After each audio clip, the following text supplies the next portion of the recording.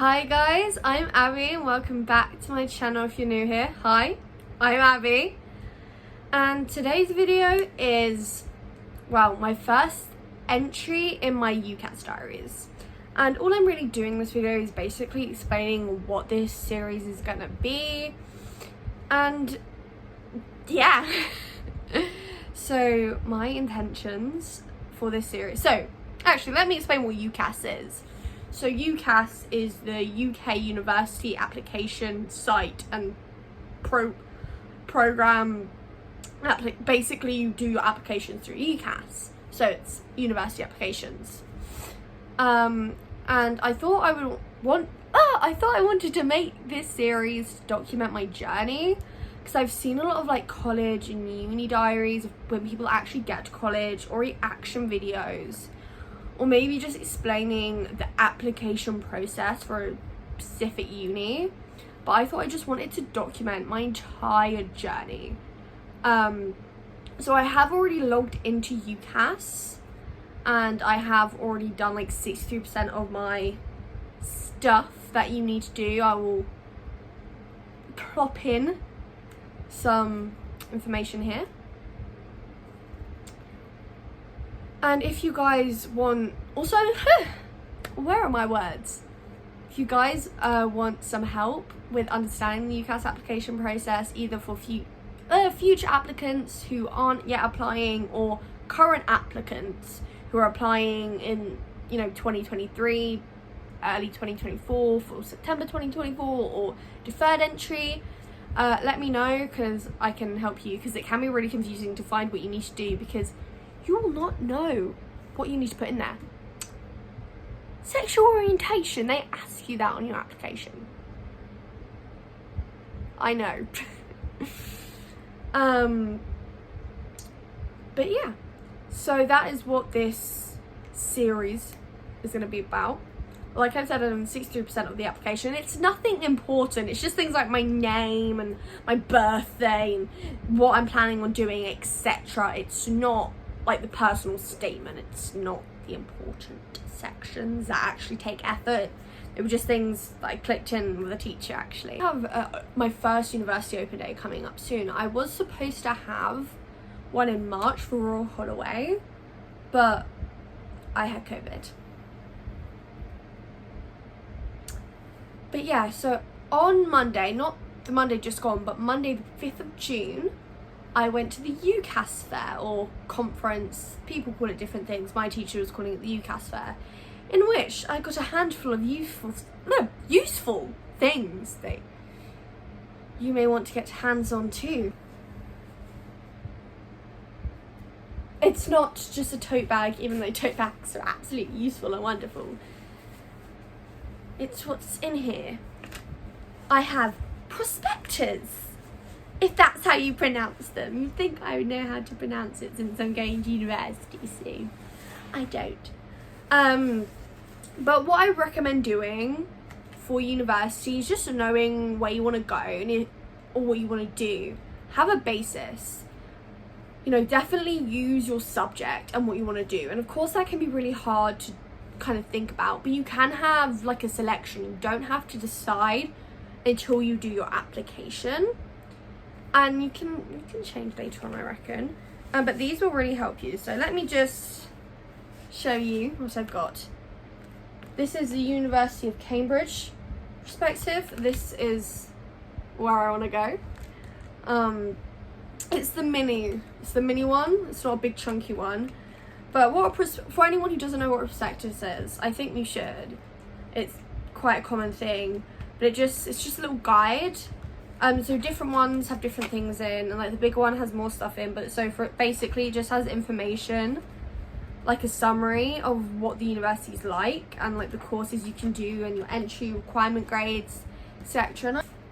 This one is Durham's, so you could probably get a full one, and a lot of them are online now, so they just give you little ones, especially because you're carrying a lot around. This is Durham. I am going to this open day this weekend. And just a little post-it note. That's another thing. While I'm showing you these, book open days. Go to open days. You can either go to open days before you make your application so you get a feel of where you may want to go. So you can either have a shorter list or a bigger list, or do it once you've applied, and then you that's fine as well. This is just a little thing for UE Bristol, kind of Christchurch, Manchester Metropolitan University. Also, with your choices, so for UCAS, you're allowed to apply to 5 universities, and you rank them yourself. The universities won't know you've ranked it, but you know. And what I recommend doing it based on grades and the entry requirements. So Cambridge, for example, which is my top choice, will be my top choice when I do apply, A star, AA. That is the grades I need minimum for their course. My 5th choice, it needs to be like BCC, BBC, maybe even lower, depending on you. Of course, you know yourself what you're likely to get, what you think you could get, and what your worst case scenario is. University of Kent, but look at as many as possible. It can be really, really overwhelming. So if you guys think about any universities or courses you may want to be interested in and want me to do a video on, let me know, because it can be super duper overwhelming. This is York. This really helps, prospectus really helps like destimulate that overwhelmingness of choosing a university and where you want to apply and what course you want to do, because looking at the website, it's really, really overwhelming. There's so much information, you don't know where to go, don't know how to navigate. This really simplifies it. I was the proactive student in my school, and I already knew what my 5 choices were. Well, 4 choices, my 5th one was in flux. I knew what course I wanted to do and what I wanted to study, all sorts, and what I needed. I knew a lot of information because I did that in advance, because I didn't know things like this would be happening. University of Bath, not to be confused with University Bath Spa Bath, whatever. Central Lancaster, my mum went to this one.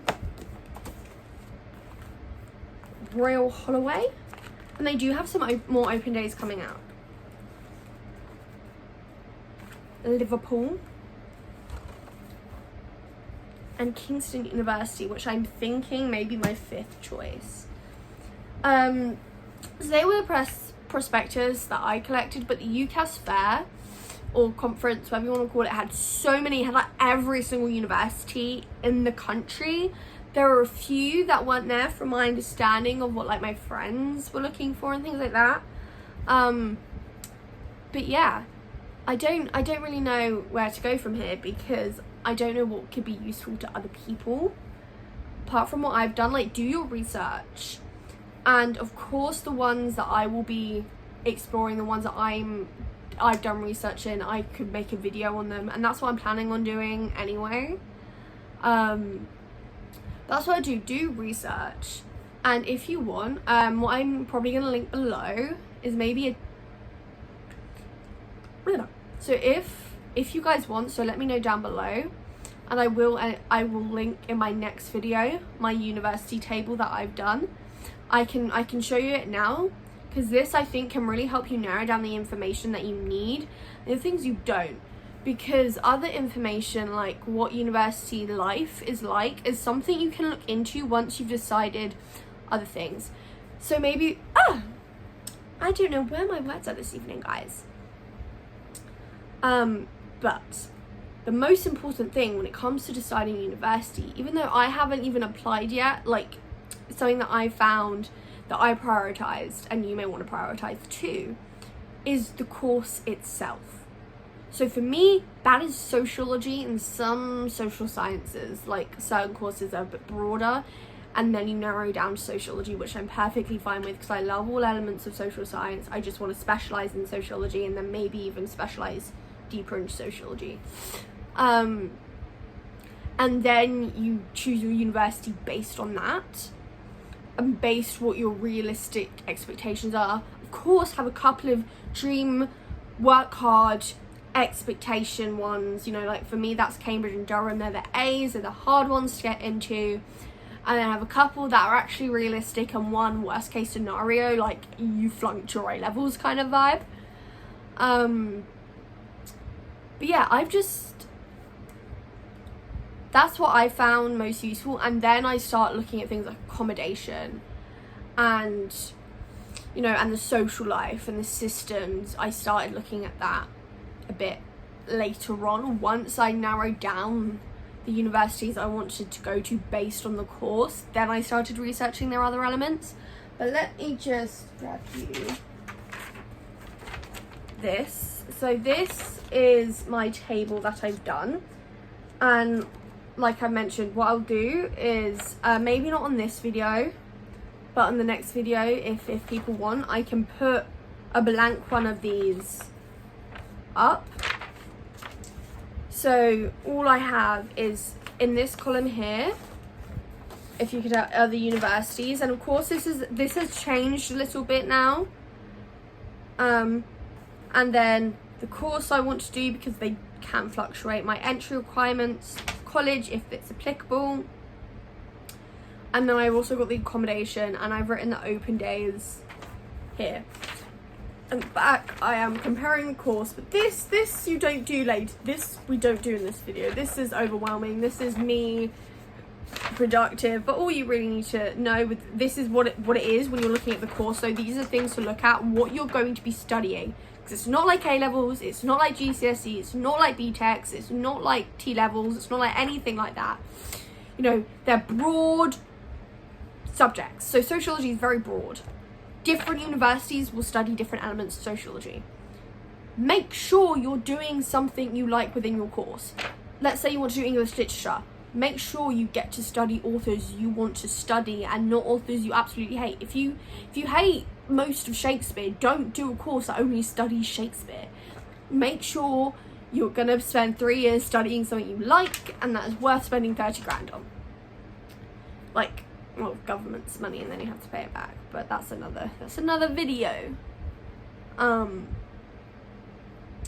Yeah, and then also, like, this is a small part for me, but I have assessments here, and most universities, the ones that I've looked at, most courses, so again, I know I've only looked at sociology, but you'll find the majority of like the essay-based subjects, although you have to write loads of essays, it won't be time-conditioned exams, you'll have a deadline, like a dissertation. That's what a lot of universities do for your final grade, is your dissertation or a project, and like you have a deadline. This is when your dissertation is due.